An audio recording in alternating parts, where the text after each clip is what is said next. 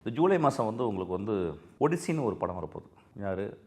Nolan எடுக்க போகிறார், Christopher Nolan எடுத்து முடிக்க போகிறாரு. இப்போ அது வரப்போகுது.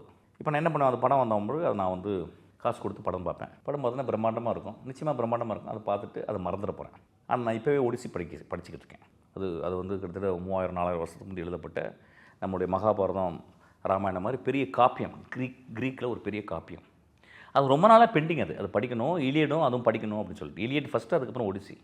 ஜூலை மாதம் வர்ற அந்த படத்துக்கு நான் அதோடைய ஒரிஜினல் நான் படிச்சுக்கிட்டு இருக்கேன். ஏன்னா அந்த மனிதன் இன்டர்ஸ்டெல்லர்னு ஒரு படத்தை எடுக்கிறான். அதாவது ஃப்யூச்சரில் என்ன நடக்க போகுதுன்னு. இப்போ 3000-4000 வருஷத்துக்கு முந்தைய நடந்த ஒரு ஒரு ஒரு ஒரு கற்பனை, ஒரு இதிகாசன்றது ஒரு கற்பனை, ஒரு ஆத்தருடைய மிகப்பெரிய கற்பனை ஆக்சுவலி. அதை வந்து அந்த மனுஷன் எடுக்கிறான். அப்படிங்கும்போது அவன் எவ்வளோ பெரிய ஒரு அவன் அவன் சும்மா படம் பண்ணல, காசுக்காக படம் பண்ணல. அந்த வாழ்க்கையே படம் பண்ணிகிட்டே செத்துருவான்னு நினைக்கிறேன். அந்த நோலன் படம் பண்ணிகிட்டே செத்துருவான்னு நினைக்கிறேன் அவனால். அந்த மாதிரி அவ்வளோ சீரியஸாக இருக்கான்ல. ஸோ அவன் படிக்கிறான். சில கதை ஆரம்பிக்கிறதுக்கு முந்தி கிட்டத்தட்ட 12 பேர் சயின்டிஸ்ட்டை கூட்டியாந்து உட்கார வச்சு அவங்களுக்கு வந்து நீங்கள் ஒரு 6 மாதம் என்கிட்ட ஒர்க் பண்ண சொல்லிட்டு முதல்ல இன்றைக்கி சயின்ஸில் இருக்க மிகப்பெரிய ஆச்சரியங்களை எனக்கு சொல்லுங்கன்னு சொல்லிட்டு இன்ட்ரெஸ்டில் கதையை ஆரம்பிச்சது. ஸோ அப்போ என்ன பண்ணுறான் அந்த மனுஷன் இவ்வளோ உயரத்தில் இருந்து இவ்வளோ,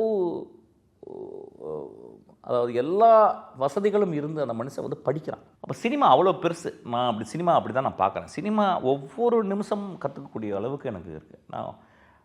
நான் கற்றுக்கிட்டேன்னா, எனக்கு தெரிஞ்சிருச்சா புரிஞ்சிச்சா அப்படின்னு நான் சொல்லிட்டேன்னா அன்றைக்கி என்னையோட மமதையான ஆள் யாருமே இல்லைன்னு நினைக்கிறேன். சாவர வரைக்கும் கற்றுக்கணும்னு நினைக்கிறேன். சினிமா பெரிய கடல். சில பேர் அதில் வந்து திமிங்கலம்னு நினச்சிக்கிட்டு நீந்துறாங்க. நான் ஒரு சின்ன குட்டி மீனாக அப்படியே நீந்திக்கிட்டே இருக்கேன். அதாவது ஸோ அதுக்கு மெயின் காரணம் எனக்கு இன்னும் ஆச்சரியம் இருந்துக்கிட்டே இருக்குது. சினிமா வந்து இவ்வளோ பெருசு, இவ்வளோ அழகு.